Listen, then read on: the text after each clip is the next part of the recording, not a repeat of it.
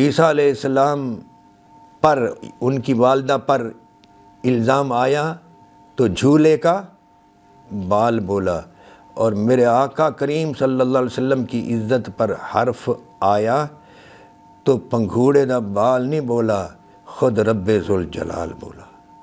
ہماری جو سیاستہ ہے نا، اس سیاستہ میں اہل بیت کی شان میں، اہل کساء کی شان میں جتنا احادیث ام المومنین سیدہ عائشہ صدیقہ رضی اللہ تعالی عنہ سے منقول ہیں، اتنا کسی اور سے منقول نہیں ہے جی، یہ یاد رکھنا۔ اور انہی کا قول ہے، یہ فرماتی ہیں میں نے محمد رسول اللہ صلی اللہ علیہ وآلہ وسلم کے بعد سیدہ فاطمہ سے افضل کسی کو نہیں دیکھا۔ اور یہ وہ خاتون ہیں جن کو جبریل امین نے سلام دیا، جبریل امین نے سلام بھیجا، اور یہ واحد خاتون ہیں جو نبی کریم صلی اللہ تعالی وسلم کے عقد میں آئیں کنوارے پن میں، کنواری خاتون ہے جو حضور کو ملی۔ مولا علی ان کے کجاوہ کے پاس آئے تو اس میں ہے، اس میں خصائص علی کے متن میں، جس کی میں نے شرح کی ہے نا، شرح خصائص علی، اس کے متن میں ہے کہ مولا علی نے انہیں ام المؤمنین کہا۔ فرمایا ام المؤمنین خیریت سے ہو، کیسی ہو؟ تو انہوں نے کہا میں ٹھیک ہوں۔ آپ نے فرمایا اللہ تعالیٰ آپ کی مغفرت فرمائے۔ انہوں نے کہا اللہ تعالیٰ آپ کی بھی مغفرت فرمائے۔ ہم نے وعدہ کیا تھا کہ آج کے دن ہم ام المؤمنین سیدہ عائشہ صدیقہ رضی اللہ تعالی عنہ کا ذکر خیر بھی کریں گے۔ ام المؤمنین رضی اللہ تعالی عنہ کے فضائل کوئی کیا بیان کر سکتا ہے، جن کی شان میں اللہ رب العزت نے قرآن کریم میں اس قدر اہتمام فرمایا کہ ہمارے ایک استاد صاحب تھے، وہ فرمایا کرتے تھے سریکی میں، فرماتے تھے کہ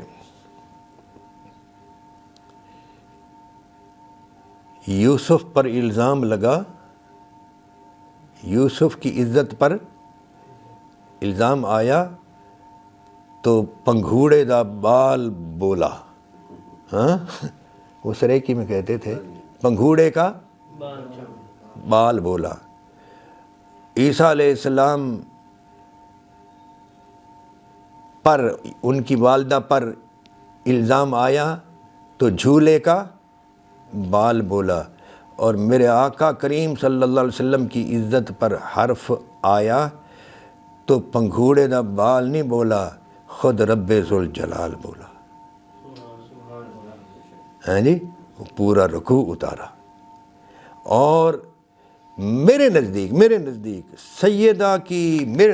سیدہ کی جو سب سے بڑی خوبی ہے نا، وہ یہ ہے کہ وہ اعتراف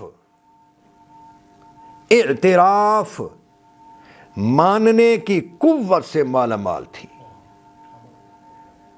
اگر ان سے کوئی قدم ایسا اٹھ گیا جو کہ نہیں اٹھانا تھا، جب سمجھ آ گیا تو پوری زندگی فرماتی رہی مجھے ایسا نہیں کرنا چاہیے تھا۔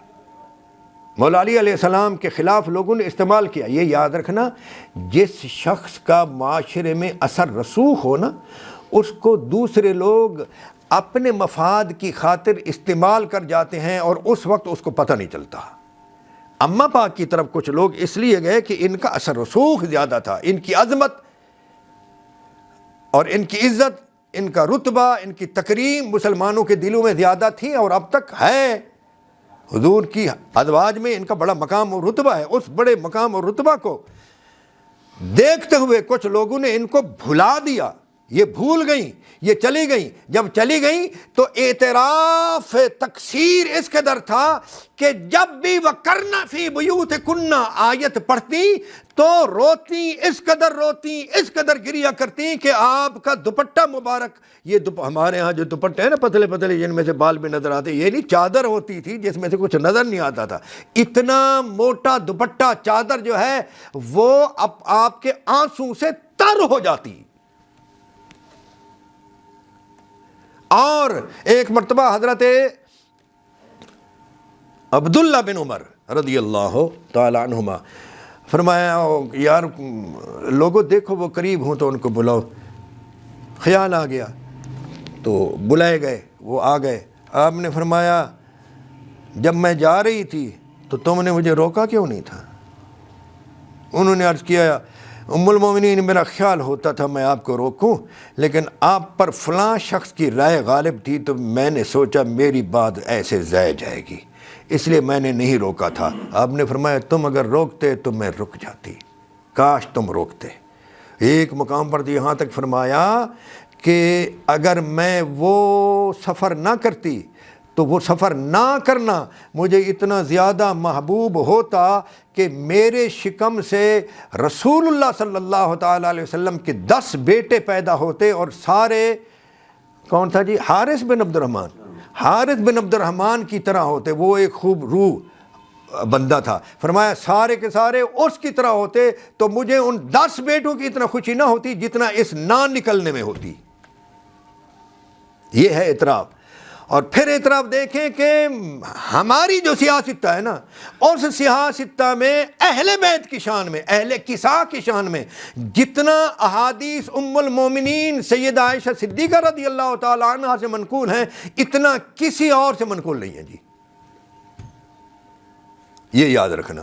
اور انہی کا قول ہے، یہ فرماتی ہیں میں نے محمد رسول اللہ صلی اللہ علیہ وآلہ وسلم کے بعد سیدہ فاطمہ سے افضل کسی کو نہیں دیکھا۔ اتنا بڑا اعتراف۔ یہی بھی ان کا اعتراف ہے کہ میں ام المومنین سیدہ خدیجہ الکبریٰ کے ساتھ وہ حسد رکھتی تھی۔ لفظ حسد انہوں نے خود استعمال کیا ہے، ہاں جی۔ تو حضور اکرم صلی اللہ علیہ وسلم نے فرمایا کہ مجھے تو ان سے بہتر کوئی اور بیوی ملی ہی نہیں۔ دیکھو جی، تو اپنی پہلی بات بھی بیان کر دی، پھر حضور کے جو الفاظ ہیں ان کی شان میں، سیدہ خدیجہ کی شان میں، وہ بھی بیان کر دیے۔ تو آخر ہمیں تو سیدہ عائشہ صدیقہ سے ملے نا، تو اسی لیے تو وہ صدیقہ ہیں۔ اور نبی کریم صلی اللہ علیہ وسلم نے فرمایا کہ میرے نزدیک عائشہ کی فضیلت دوسری عورتوں پر ایسے ہے جیسے سرید کی فضیلت دوسرے کھانوں پر۔ آپ اچھے گوشت کے ساتھ اچھے شوربے والا سالن بنائیں، اچھا گوشت ہو، شوربے والا سالن ہو، اس میں ٹکڑے بھگو کر ڈال دیں توڑ کر اس شوربے میں، اور پھر کھائیں تو دیکھیں کیا مزہ ہے۔ حضور فرماتے ہیں جس طرح سرید کی فضیلت دوسرے کھانوں پر ہے، عائشہ کی فضیلت دوسری عورتوں پر اسی طرح ہے۔ اور یہ وہ خاتون ہیں جن کو جبریل امین نے سلام دیا، جبریل امین نے سلام بھیجا، اور یہ واحد خاتون ہیں جو نبی کریم صلی اللہ تعالی وسلم کے عقد میں آئیں کنوارے پن میں، کنواری خاتون ہے جو حضور کو ملی۔ ہاں جی، یہاں یہ بھی کہتا چلوں کہ ہمارے لوگ نا اس بات کو یوں کرتے ہیں نا، ہمارے سنی لوگ وہ بولے بجاتے ہیں اور حدیث کے ان کو معلوم نہیں ہوتی کہ بھی حدیث میں ہے سیدہ خدیجہ سے افضل کوئی نہیں ہے، یاد رکھنا۔ تو کچھ لوگ کہتے ہیں بھی یہ تو وہ خاتون ہیں جو کنواری حضور کو ملی، تو بھائی یہ بھی تو دیکھو کہ سیدہ خدیجہ وہ خاتون ہیں جن کو حضور کنوارے ملے۔ یہ بھی تو دیکھو نا۔ اب میری عادت نہیں ہے کہ میں کسی اور کا ذکر کرتے ہوئے پھر دوسرے کی فضیلت لے آؤں، ہاں جی۔ جس طرح کوئی شخص جو ہے نا محرم میں ذکر کرتے ہوئے امام حسین کا، ہاں جی، کسی دوسرے کا ذکر لے آئے اور کسی کا دفاع کرنا شروع کر دے۔ لیکن مجھے یاد آ گیا کہ بھی یہ ان کی فضیلت ہے حضور اکرم صلی اللہ تعالیٰ علیہ وآلہ وسلم کے ذوق اور آپ کی محبت کا جو لحاظ ہے وہ تو یہی ہے کہ آپ کو کنواری خاتون ملی ہیں، اور آپ ان کا اتنا لحاظ فرماتے کہ چھوٹی عمر میں جو ہی بالغ ہوئی تو شادی کر دی۔ وہ 6 سال تھیں، یہ 9 سال، یہ تو غلط ہے۔ بلوغت کے وقت ہی شادی ہوئی ہے، باقی روایات جو ہیں وہ قابل اعتبار نہیں ہیں، بھلے کسی بھی کتاب میں ہیں۔ اتنی چھوٹے بچپن میں نہیں ہوئی، تو جو ہی شادی ہوئی تو بچی بالغ جب ہوتی ہے، عادتیں تو بچیوں والی ہوتی ہے نا جی، تو حضور کے عقد میں آ گئیں۔ یہ گڑیاں مڑیاں نہیں کپڑے کے ساتھ گڑیاں بناتے اور کھیلتے، تو یہ کھیلتی تھی اپنے ماں باپ کے گھر میں۔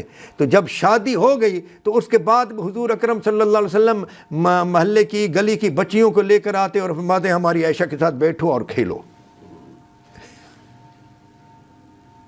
اور گڑیوں کا ان کے لیے بندوبست کرتے ہیں جی۔ تو یہاں یہ بھی سناتا چلوں کہ جب جمل میں گئی نا تو مولا علی ان کے کجاوہ کے پاس آئے تو اس میں ہے، اس میں خصائص علی کے متن میں، جس کی میں نے شرح کی ہے نا، شرح خصائص علی، اس کے متن میں ہے کہ مولا علی نے انہیں ام المؤمنین کہا۔ فرمایا ام المؤمنین خیریت سے ہو، کیسی ہو؟ تو انہوں نے کہا میں ٹھیک ہوں۔ آپ نے فرمایا اللہ تعالیٰ آپ کی مغفرت فرمائے۔ انہوں نے کہا اللہ تعالیٰ آپ کی بھی مغفرت فرمائے۔ ہاں، تو ان دونوں کا آپس میں ایک اور بھی روایت یاد آئی کہ یہ بعد میں کافی دیر تک حیات رہی نا جی، تو مولا علی علیہ السلام کی جو جنگ ہوئی نا اس کے ساتھ، خوارج کے ساتھ، تو وہ بظاہر نا بڑے عبادت گزار تھے، پگڑ تھے، جبے تھے، عبادت، نوافل تھے، یہ وہ وغیرہ، تو وہ مارے گئے۔ وہ میں ان کا ذکر لمبا نہیں کرنا چاہتا، وہ مارے گئے، اتنا سمجھ لیں کہ وہ عابد و زاہد لوگ تھے۔ ام المومنین تک خبر پہنچی تو آپ نے کہا کہ میں نے سنا ہے کہ فلاں شخص عراق سے آج کل ادھر آیا ہوا ہے مدینہ میں، وہ پتہ کرو، وہ اگر مل جائے تو اس کو ہمارے پاس لے آؤ۔ وہ اس کو لے آئے۔ جی اماں، آپ نے فرمایا تمہارے صاحب، وہ مولا علی کا ساتھی تھا، وہ عراقی شخص مولا علی کا ساتھی تھا، اس لیے اس کو بلایا گیا۔ آپ نے فرمایا میں نے سنا ہے تو تمہارے صاحب نے ان عابدین اور زاہدین اور قراء کو ختم کر دیا ہے، مار دیا ہے۔ یعنی آپ نے تھوڑا غصے کا اظہار کرتے ہوئے، یہ صحیح سنا ہے ہم نے؟ انہوں نے کہا جی ٹھیک ہے، ایسے جو لوگ تھے وہ مارے تو گئے اماں پاک، لیکن بات یہ ہے کہ ان میں ایک ایسا شخص بھی تھا کہ جب جنگ ہو گئی تو مولا علی نے فرمایا کہ وہ شخص اگر ان ہمارے دشمنوں کے لوگوں میں، یعنی ان کی لاشوں میں ایسا شخص پایا جائے جس کا یہ بازو کٹا ہوا ہے اور کٹے ہوئے بازو کے ساتھ آگے ایک نرم گوشت ہے جو ہلتا ہے، اس شخص کو ذو الثدیہ کہا گیا۔ تو یہ ذو الثدیہ، یہ ہلنے والا گوشت جہاں جو ہے، یہ اگر پایا جائے لاشوں میں تو پھر تو تم نے بڑی بری اور گندی مخلوق کو قتل کیا ہے، اور اگر ایسا شخص ان لاشوں میں نہ پایا جائے تو پھر تم بہت اچھے لوگوں کو مار بیٹھے ہو۔ کہتے ہمارے تو حواس اڑ گئے، یہ کیا ہو گیا؟ یہ تو پہلے بتایا جاتا، جب جنگ ہو گئی بعد میں بتایا گیا۔ تو ہم گئے، دیکھا، واپس آئے جی نہیں ہے، پھر جاؤ، پھر گئے، دیکھا، واپس آئے جی نہیں ہے، میں مختصر کر رہا ہوں، پھر گئے، دیکھا، واپس آئے، عرض کیا نہیں ہے۔ آپ نے خود گھوڑے پر سواری فرمائی اور فرمایا میرے ساتھ چلو۔ گئے تو ایک کسی مینر نہیں ہوتا، اس میں لاشیں پڑی تھیں، ہٹاؤ ہٹاؤ ہٹاؤ ہٹاؤ ہٹاؤ، ہٹاتے گئے، نیچے سے اس کی لاش ملی۔ جو ہی ملی تو یہ وہ صاحب بیان کر رہے ہیں اماں پاک کے سامنے، وہ کہتے جو ہی وہ لاش نظر آئی تو مولا علی علیہ السلام فوراً خر ساجدہ، اللہ اکبر کہا اور سجدہ میں گر گئے۔ وہ کہنے لگے ہاں علی جو ہیں عجیب بات پر اللہ اکبر کہا کرتے تھے، اچھا تو وہ شخص پایا گیا؟ تو انہوں نے کہا جی اماں وہ تو پایا گیا۔ تو کہتے ہیں، وہ بندہ کہتا ہے، ابن حراش ہے میرے خیال، وہ بندہ کہتا ہے کہ اماں پاک اس قدر خاموش ہو گئیں اس بات پر کہ کافی دیر خاموش رہیں، گویا ان کی سانس رک گئی۔ اس کے بعد پھر سر اقدس اٹھایا اور فرمایا سچی گواہی کو چھپانے والا بھی ظالم ہوتا ہے۔ ظالم صرف مکہ مارنے والا یا تلوار چلانے والا یا مال چھیننے والا نہیں ہوتا، کسی کا حق مر رہا ہو وہ سچی گواہی دے تو اس کا حق نہیں مرتا۔ ہاں، تو سچی گواہی نہ دینے والا بھی ظالم ہے۔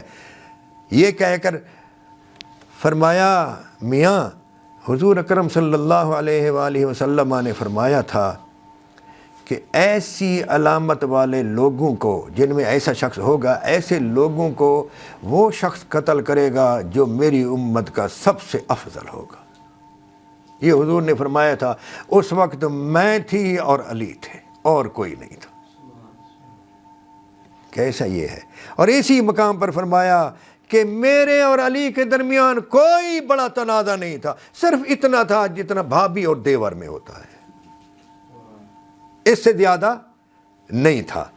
اور اتنی پاک باز اور صدیقہ تھیں کہ فرمایا کرتی تھیں کہ میں جو جمل کے دن باہر نکلی ہوں، جو مجھ سے ایک اقدام ہو گیا، اس اقدام کو وہ احداث قرار دیتی تھی، اپنے لفظوں میں احداث، مجھ سے احداث ہو گیا، لہذا اس احداث کے بعد مجھے نبی کریم صلی اللہ علیہ وآلہ وسلم کے حجرہ میں دفن نہ کرنا۔ میں چاہتی تھی کہ میں حضور کے حجرہ میں داخل ہوں، لیکن اب مجھے حضور سے شرم آتی ہے، مجھے بقیع میں دفن کر۔ سبحان اللہ، سبحان اللہ۔ یہ میں، آپ یقین فرمائیں، مجھے اللہ نہ بخشے، میں ان کی غلطی کے اظہار کے لیے نہیں عرض کر رہا، میں اس اظہار کے لیے عرض کر رہا ہوں کہ رجوع الی اللہ بڑا پن ہے، تقویٰ کا کمال ہے، ہاں جی، اس کے لیے میں بیان کر رہا ہوں۔ اور میں اماں پاک سیدہ طیبہ طاہرہ عائشہ صدیقہ رضی اللہ تعالی عنہا کا اسی لیے سب سے بڑا غلام ہوں، ہاں جی، اور ان کا محب ہوں کہ وہ نبی کریم صلی اللہ تعالی علیہ وسلم کو خوش کرنے میں حتی الامکان کوشش کرتی تھیں، اور انہوں نے اسلام کو جتنا ہم تک پہنچایا اتنا کسی اور خاتون نے نہیں پہنچایا۔ اللہ تبارک و تعالی اصحاب بدر کے طفیل، اماں پاک کے طفیل، اور اپنے دیگر قدسی صفت ہستیوں کے طفیل ہم سب پر قرآن و سنت کی معرفت کو آسان فرمائے اور ہمارا خاتمہ ایمان پر فرمائے۔